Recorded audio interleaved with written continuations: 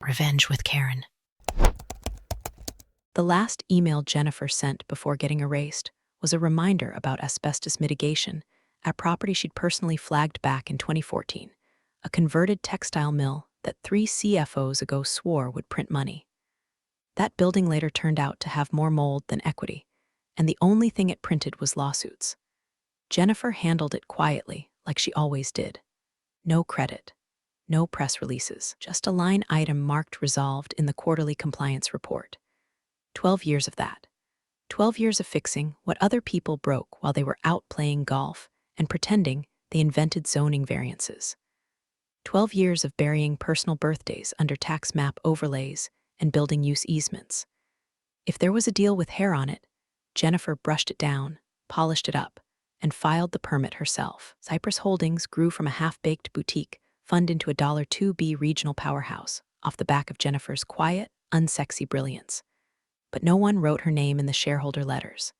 No one mentioned her in glossy investor decks.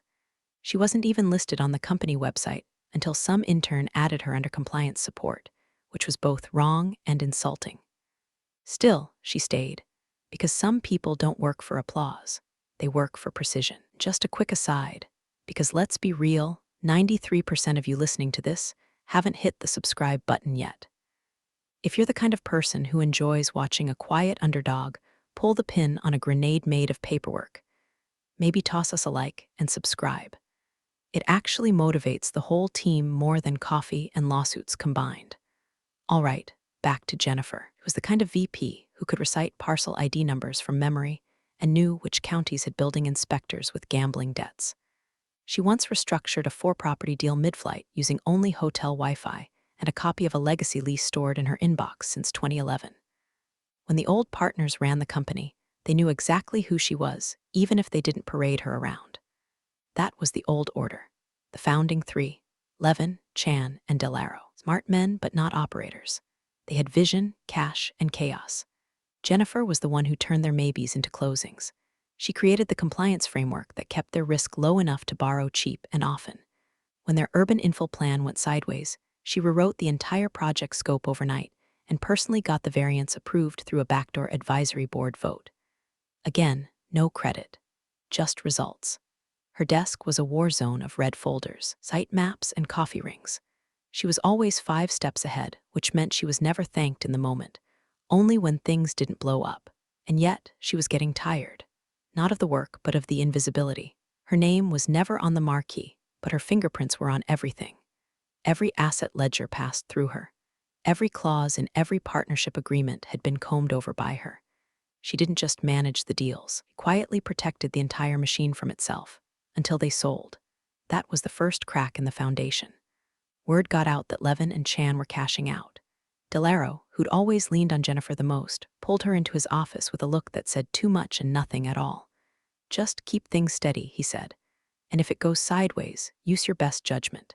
He didn't have to say more.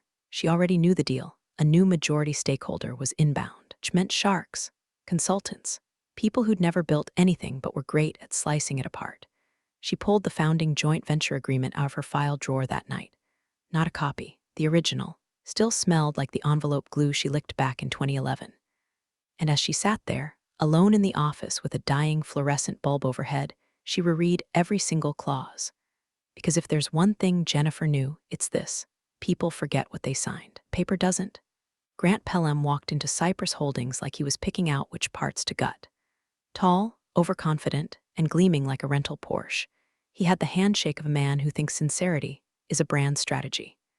His team, an assortment of aggressively mediocre Ivy Leaguers with polished teeth and dead eyes, wore matching pocket squares and moved through the office like real estate locusts. They called it a modernization. Jennifer could already smell the rot behind their smiles. She'd seen this movie before.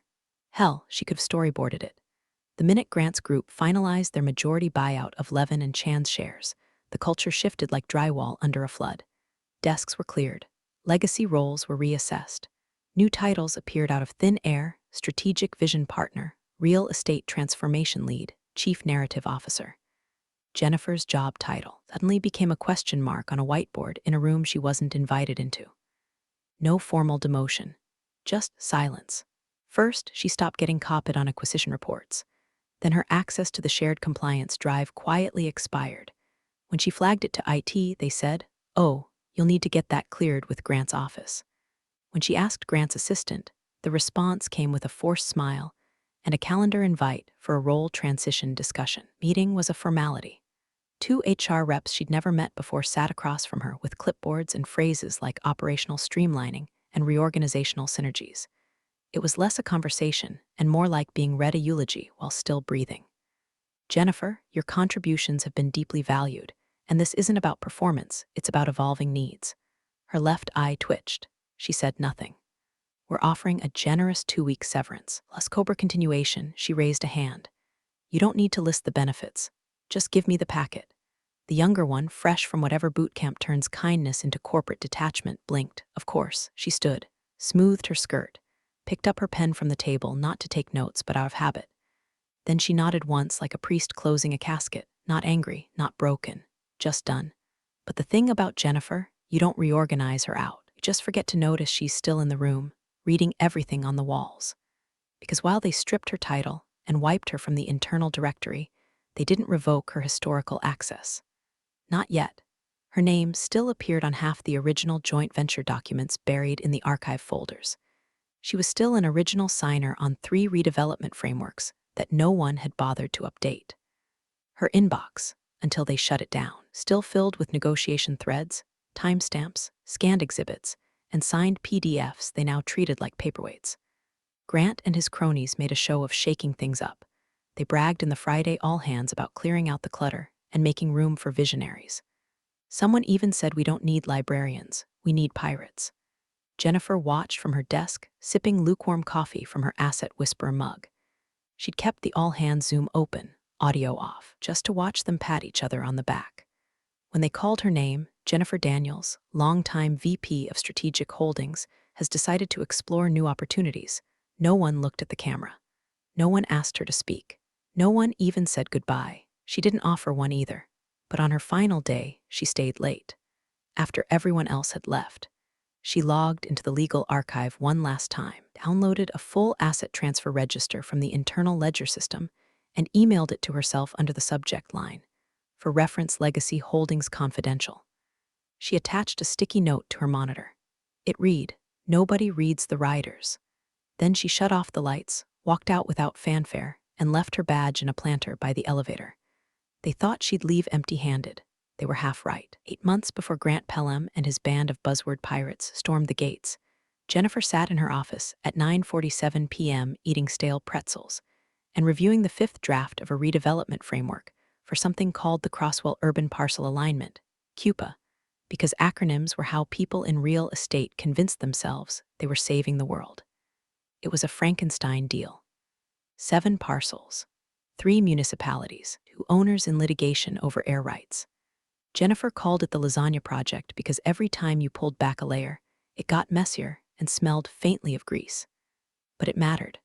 Crosswell was one of Cyprus's legacy projects, one of the original acquisitions from the company's bootstrap days, back when Levin and Chan still argued over whether to buy office chairs or parking lot drainage permits.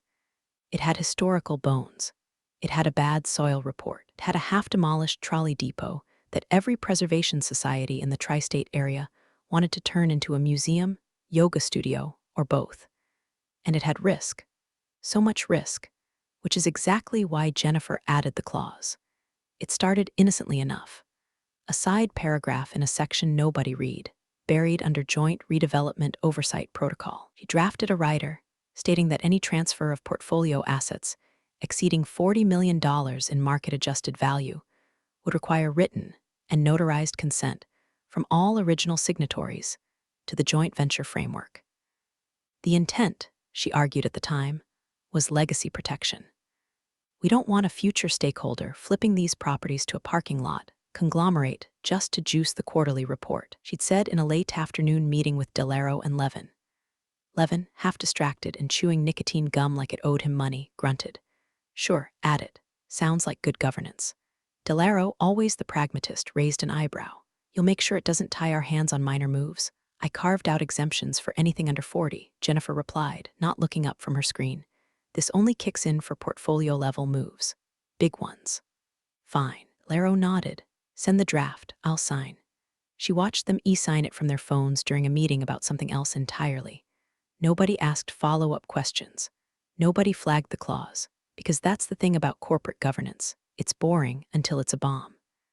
Jennifer saved the fully executed document to 3 different folders, backed it up on a private encrypted drive, and printed 2 hard copies, one for the legal archive and one for herself. Placed her personal copy in a manila folder labeled Cupid JVV5 Final, then scribbled consent writer trigger clause on the tab and slid it into her second drawer, behind an old stapler and a faded brochure for an arbitration seminar in Tulsa she never got around to attending.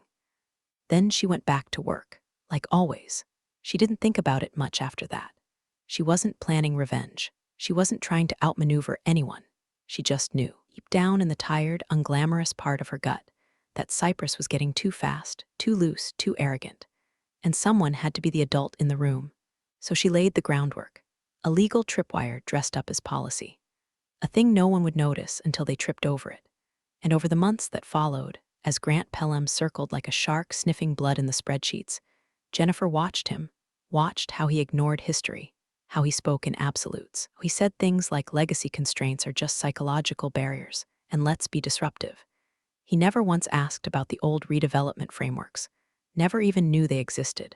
And when she was finally cut loose with 2 weeks severance and a politely weaponized smile, Jennifer didn't yell, didn't protest, didn't even flinch. She just walked home that night and opened her second drawer, slid out the folder, smoothed it on the table, and under her breath, she said, "Let's be disruptive." The first time Jennifer realized she'd been fully erased, it was over lunch, if you could call half a banana and a packet of almonds lunch. She was working freelance on a zoning appeal for a friend's architecture firm, mostly just to keep her brain busy, when she got curious and checked Cypress Holdings' public project ledger out of habit. The drop-down menu that used to list her as compliance principal now read vacant. Credentials were gone. Even the quarterly memos she used to author had been stripped of bylines, rebranded Cypress Transformation Insights. She clicked through one of them, scanned it, and snorted. They'd reused her risk analysis from Q1, word for word, except now it ended with a bullet point about future-forward leadership, whatever the hell that meant. She didn't need applause, never did, but erasure? That was a different kind of theft. It got worse. She heard from a former analyst, one of the few decent ones Grant hadn't purged, that internal folders labeled JD. Oversight had been renamed Legacy Review. A consultant from New York had been brought in to streamline compliance redundancies. Jennifer translated that in her head. They're throwing darts at contracts they don't understand and hoping the building doesn't fall down. At a happy hour she didn't attend. Fresh-faced hire with a LinkedIn smile called her legacy overhead loud enough for 3 vendors to hear. Apparently, it got a laugh. They even bragged about cleaning house on an investor call. Someone said we had to do a hard reset, cut the dead code, and get lean. Jennifer was the dead code, apparently. The system they were rebooting from. But the final slap came in a 3-paragraph draft press release she intercepted through a former contact on the buyer's side. The $375 million portfolio deal. The same one she architected over 3 brutal years of environmental surveys, easement battles, and multi-city negotiations, was now being hailed as a visionary consolidation led by Grant Pelham, whose leadership redefined Cypress's approach to urban repositioning. No mention of the woman who negotiated half the air rights while eating cold dumplings in her car during Stormwater Board meetings. No line about the fact that Jennifer was the one who figured out how to cluster zoning overlays across 3 jurisdictions to avoid commercial reassessment. No Jennifer, period. She stared at the release in her inbox for a full 10 minutes. No rage, no tears, just a cold, clear sensation, stepping barefoot onto tile in February. She didn't need her name on it. She didn't even want it. She just wanted it accurate. Because here's what they didn't realize. The $375 deal wasn't one deal. It was 6 interconnected properties bound by a patchwork of shared liabilities and regulatory obligations. And in one of those, specifically, the Crosswell redevelopment framework, there existed a little clause. A rider, signed 8 months earlier, stating that no asset exceeding a certain threshold could be transferred without consent from all original signatories. They could rewrite press releases. They could change access credentials. They could bury her in jargon and puffery. But what they couldn't do was change the fact that on paper, in a file folder now tucked into a secure lockbox at Jennifer's apartment, there was a clause that could crater the entire deal. And the best part, didn't even remember it existed. Jennifer looked at the closing date listed in the press release.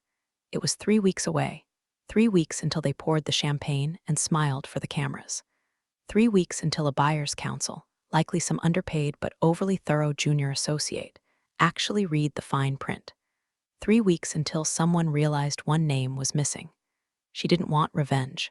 She wanted the truth to have a timestamp. Jennifer waited until exactly 9:06 a.m. on a Tuesday to send the email, not because it mattered legally, but because she knew that's when mid-level acquisition agents were caffeinated enough to care, but not yet drowning in calls from managing directors who thought PowerPoint could bend reality.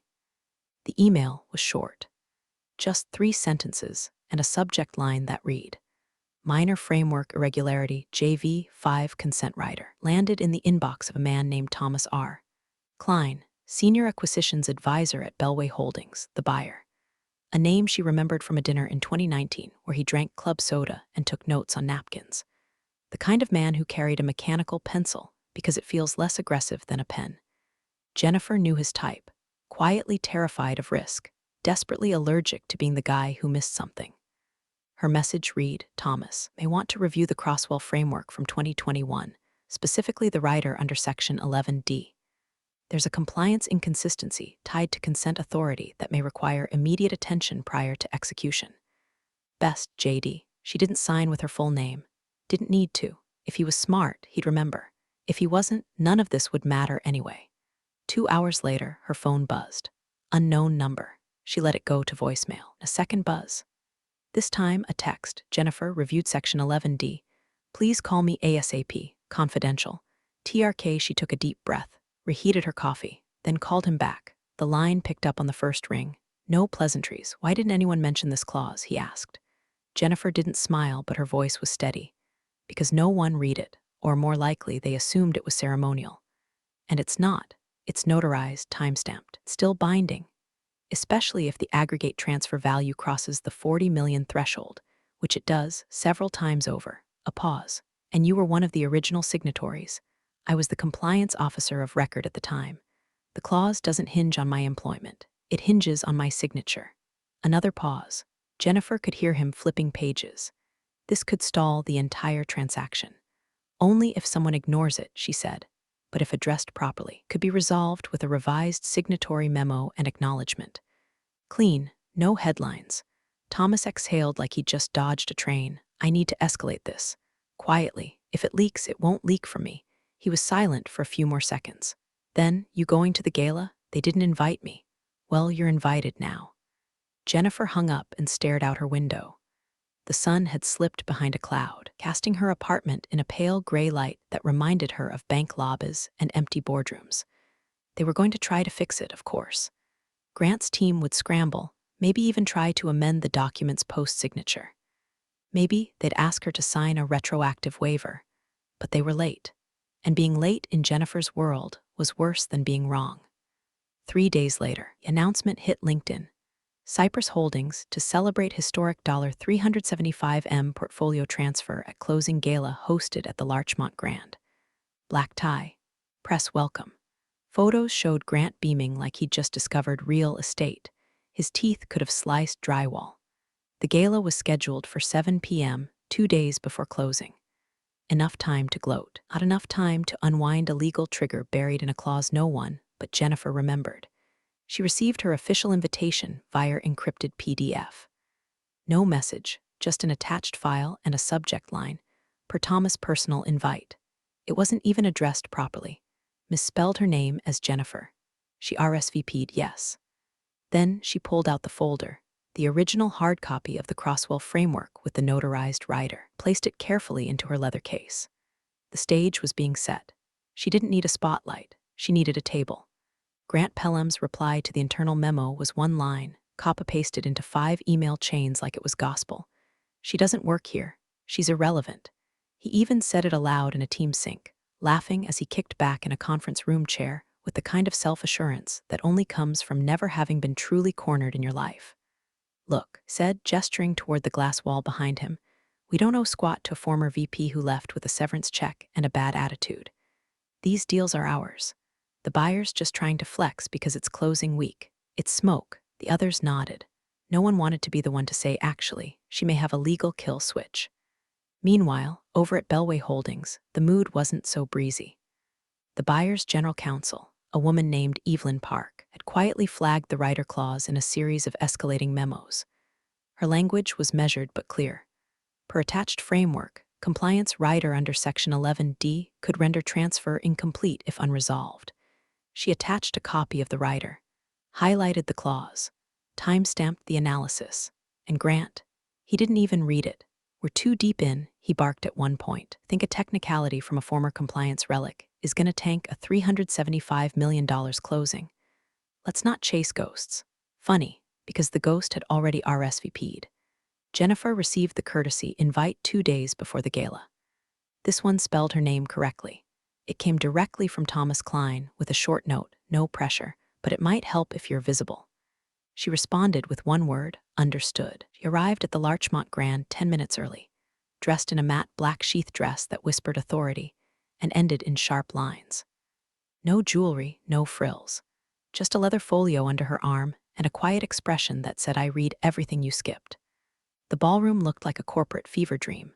Mirrored centerpieces, champagne towers, some DJ named Sil Q playing ambient synth loops like they were meant to summon the ghost of a good quarter. Cyprus staffers milled about in cocktail dresses and overpriced shoes, all trying to look like they weren't exhausted.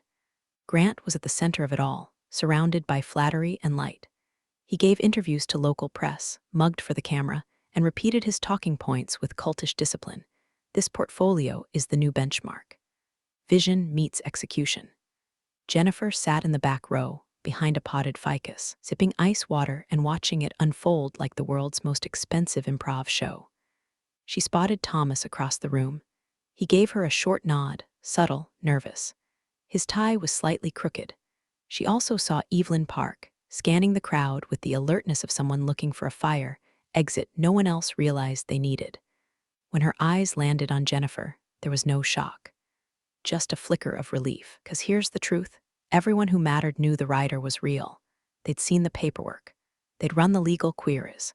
But they also knew that admitting it now, this close to the finish line, would raise questions too big to contain. So the game became stall, smile, hope she doesn't make a scene. Jennifer didn't need to. The deal's final signing ceremony was scheduled for 8:30 p.m. upstairs in the Sequoia room. Grant insisted on making it public. More cameras, more clout. He even had the champagne pre-chilled in a side room, each bottle engraved with the closing date like it was a wedding. As 8 o'clock approached, Jennifer stood and slowly made her way toward the elevator. No rush, no drama. She knew the script better than anyone. Because the one thing Grant never learned, and would now learn the hard way, was that relevance isn't a job title. It's leverage, and she held every ounce of it. Sequoia room looked like money had been poured into it by the gallon. Polished oak, velvet chairs, a chandelier that probably required its own insurance policy. A brass placard on the table read, "Cypress Holdings / Bellway Portfolio Finalization." 8 pens were arranged like surgical instruments. The press sat in a neat row along the wall, ready to document what they thought would be the climax of a rags-to-riches portfolio play. Champagne buckets glistened in the corners. A photographer adjusted her lens. Grant was in full performance mode, laughing too loud, slapping backs, adjusting his cufflinks like he expected a GQ scout to materialize mid-deal. Every gesture screamed, "I won." Jennifer entered last. No announcement. No spotlight. She slipped through the rear door and took a seat against the back wall, folding her coat over her lap. Her folio rested beside her, unopened. It was invisible again, her favorite position. The mood at the table was light. A few Bellway execs whispered among themselves, but the tension in their eyes betrayed the ease in their voices.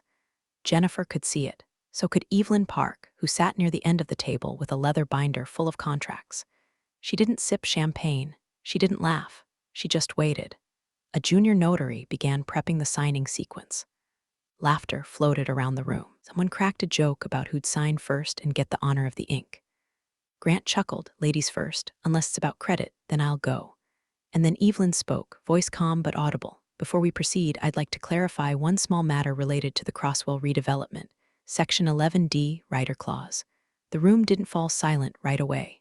At first, just a few heads tilted. Grant waved a hand. That's a legacy clause. Our internal counsel cleared that. Doesn't apply. Evelyn didn't smile.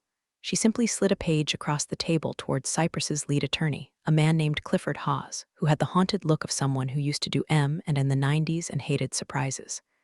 Clifford adjusted his glasses, gave the document a cursory glance, and then a second, slower one. His lips moved slightly as he reread the clause, again and again. The laughter stopped. Jennifer watched the moment the blood drained from his face. Clifford's jaw tightened. He set the paper down, removed his glasses, and looked at Grant. Not with panic yet, but with the exhausted dread of a man watching a train barrel toward him from across the tracks. Grant leaned over. What? Clifford didn't answer. Evelyn cleared her throat. Clause requires unanimous written consent from all original joint venture signatories before any transfer of assets exceeding the outlined threshold. There are 6 such assets in the portfolio. Grant waved again. But she's gone. She doesn't work here.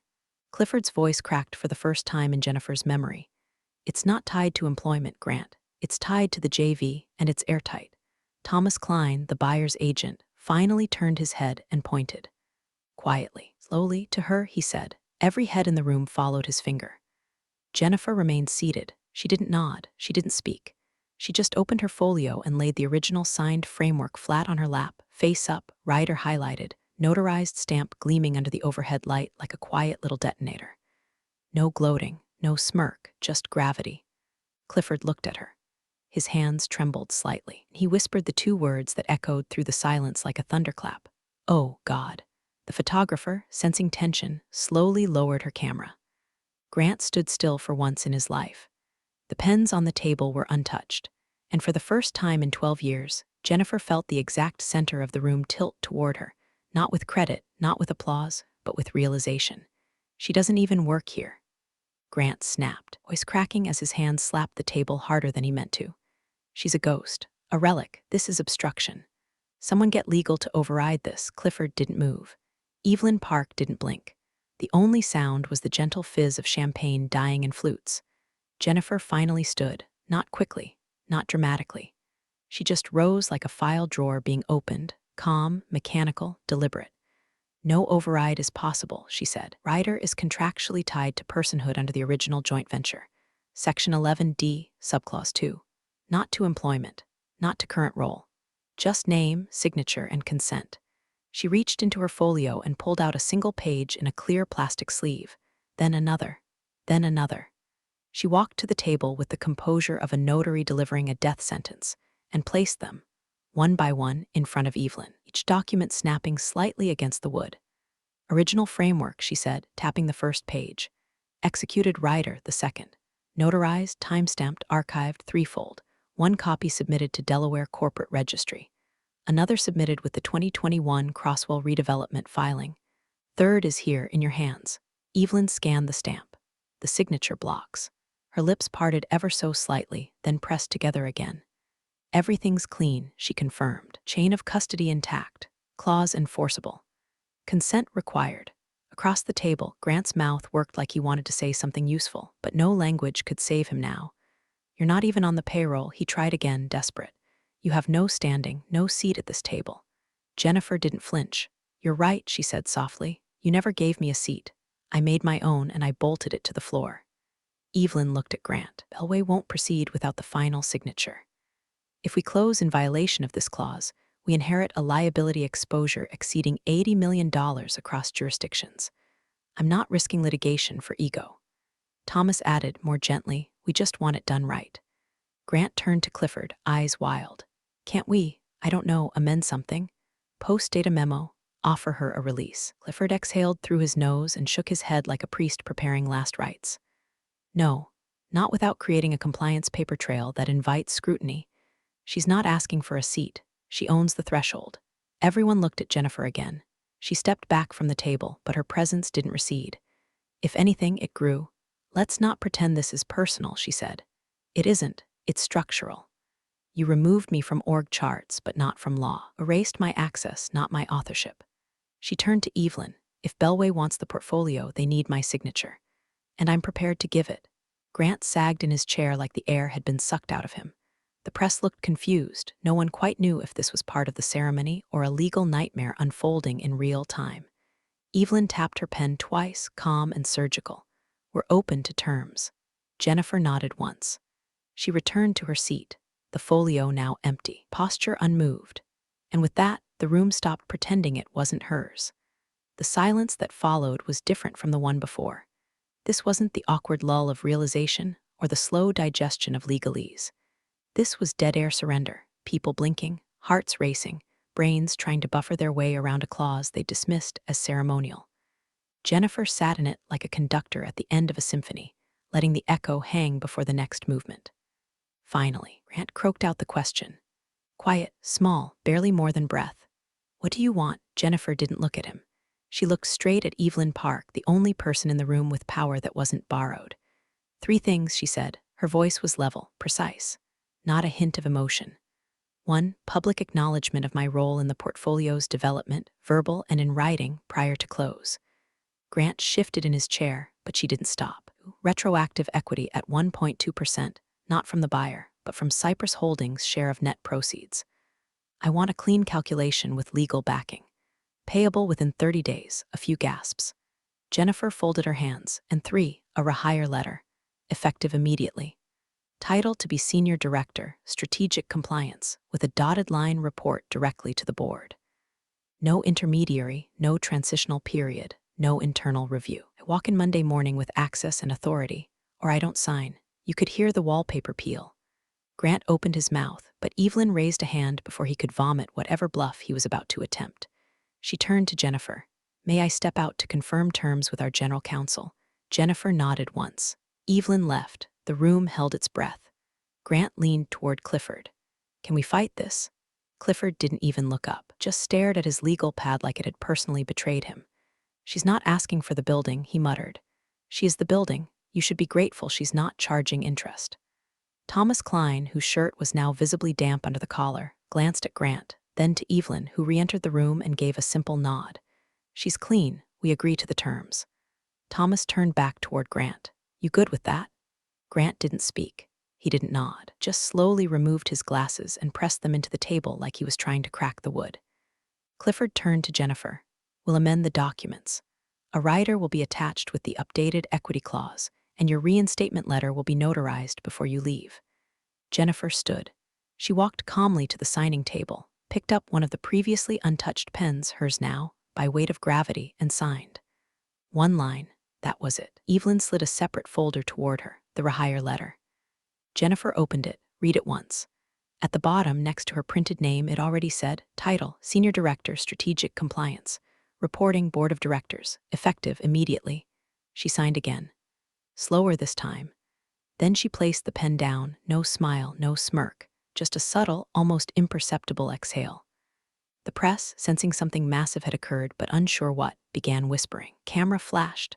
Somewhere in the room, someone clapped once, then stopped. Evelyn turned toward Jennifer. Is this acceptable? Jennifer nodded. It's accurate. Then she turned to leave. No champagne, no photo ops, no seat at the congratulatory dinner. She didn't need to celebrate, because in the end, she didn't torch the empire. She didn't ruin the closing. She didn't scream or flip a table or threaten lawsuits. She just owned the clause no one read. And in doing so, quietly, irrevocably, she owned them all.